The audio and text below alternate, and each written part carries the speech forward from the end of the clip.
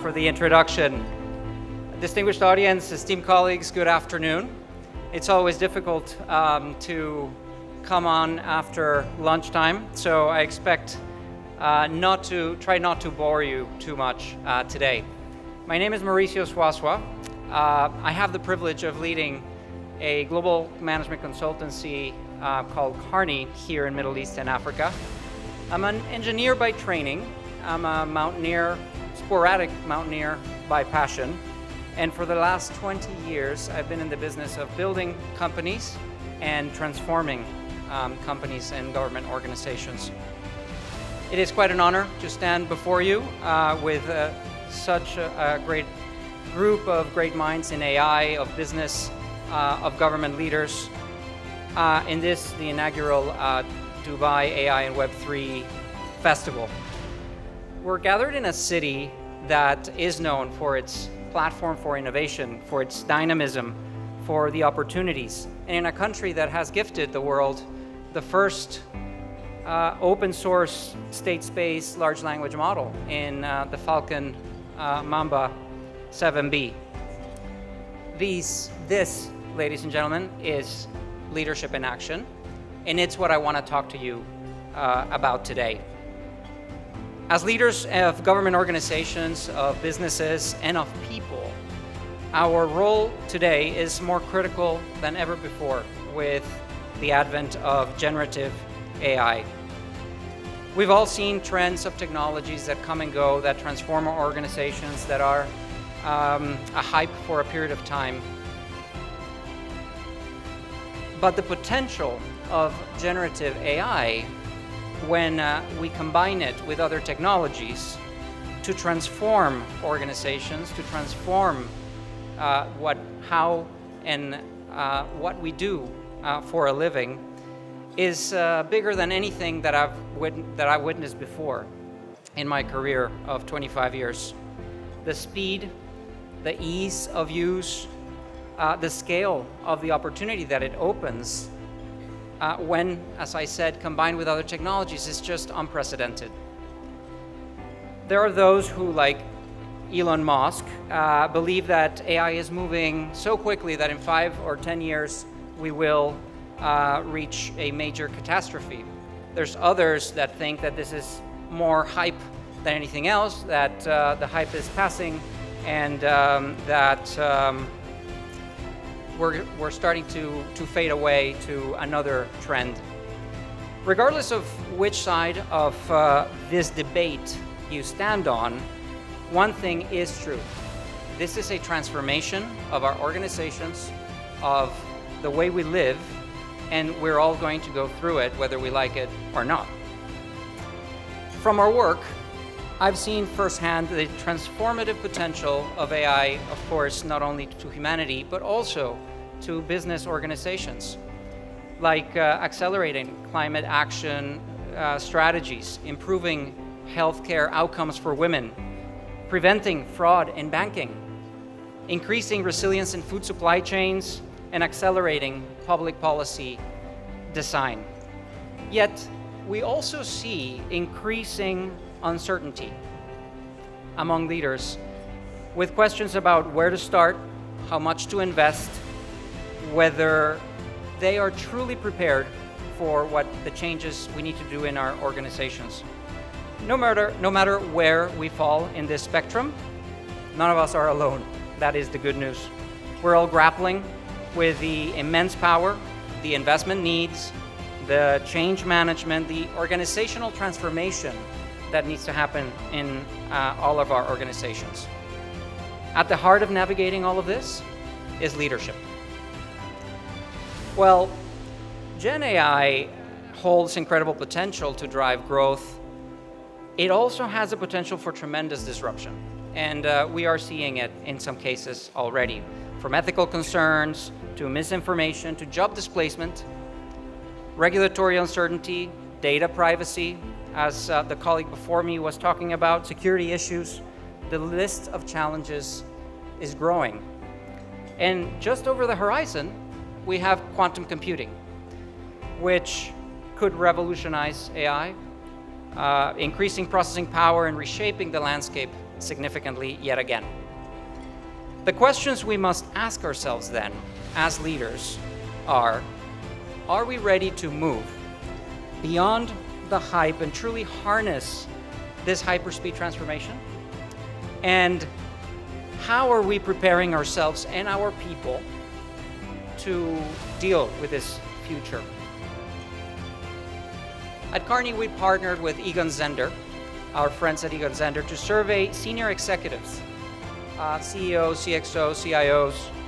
We talked to over 100 of them, and we had some very open and honest conversations in many sectors, from manufacturing to healthcare, to understand exactly this question of how are they preparing, or how prepared they feel for this era. While many leaders see AI as an opportunity, as all of us here, I believe we do, few understand really how to leverage it effectively, and even fewer feel prepared for the seismic disruption expected in their organizations in the coming years. So what this study shows is that leadership, our ability to embrace and guide our organizations through this change, is absolutely essential.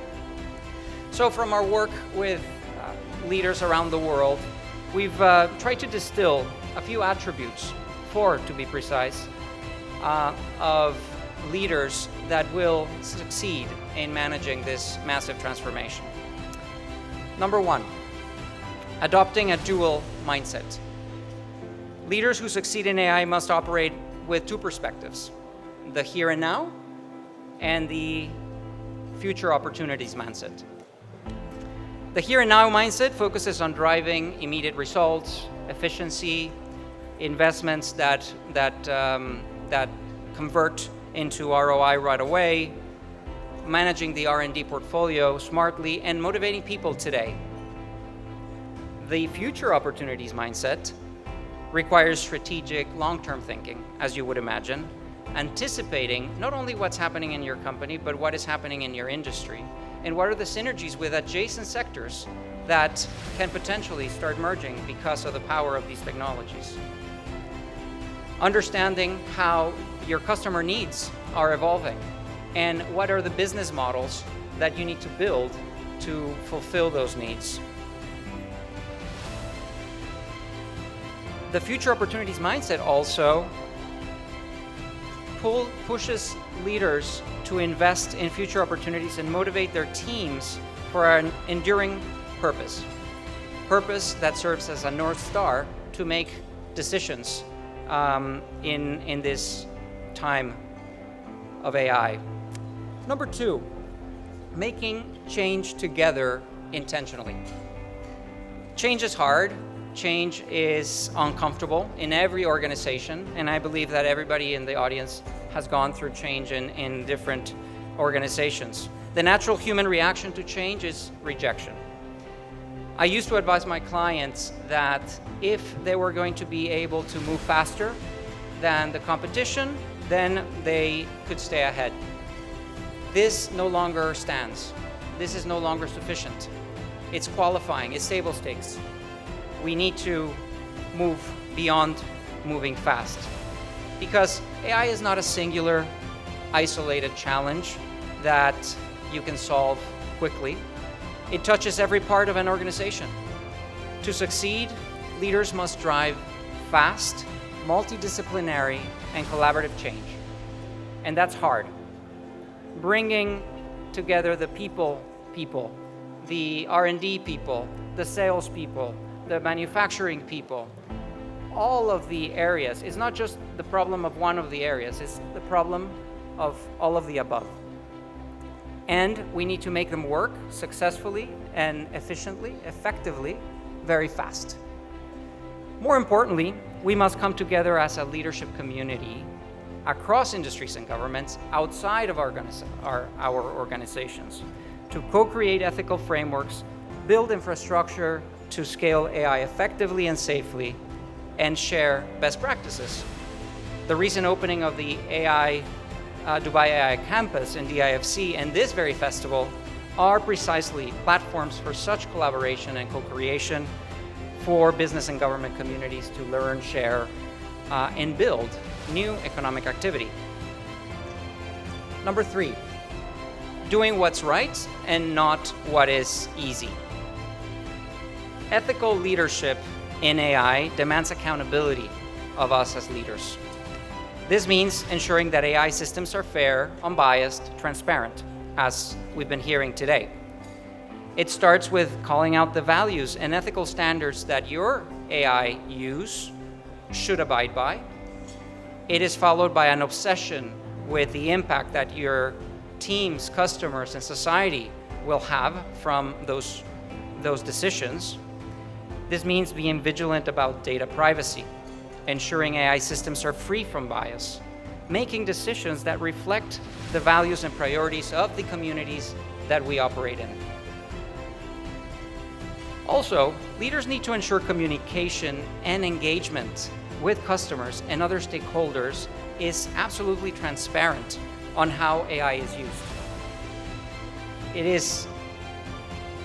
We also need to communicate the potential risks, because trust can erode in a heartbeat if we don't. Finally, leaders must also be active contributors to the regulation conversation, advocating for responsible innovation that benefits both society and business.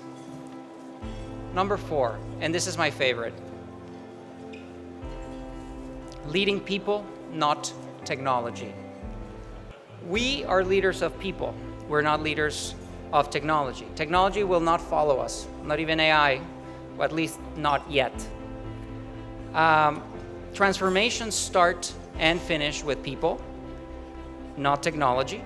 So embedding AI successfully requires a culture of innovation, of collaboration, of continuous learning. And it's our responsibility as leaders to ensure that our people and the next generation are equipped to thrive in an AI-empowered world. So it's about people. To conclude, as we stand in the middle or on the threshold of a massive transformation, unlike any that we have seen in our lifetimes, we here in the Middle East have a unique bounty. A bounty of dynamism, thriving economy, youth, diversity. Leadership in the age of AI for leaders in this region is about tapping into this bounty. Success in AI is not just about technological innovation, it's about leading people through this profound cultural and organizational change. So let us embrace this challenge together with a dual mindset, with intentional collaboration, by doing what's right and not what's easy, and by remembering that our most important responsibility as leaders is to lead people, not just technology. At Kearney, my firm, we believe that in the power of this region because we've seen it in action. We believe in its contributions to society and its ability to move fast and faster than the competition. In this context, AI is an invitation to reimagine what is possible and to guide our organizations and our region into a future where this incredible technology serves both our organizations and the greater good. In mountaineering, we say, leave the mountain better than how you found it at the end of an expedition. We need to leave this AI mountain better than how we found it, ladies and gentlemen, and together we can lead the way. Thank you very much.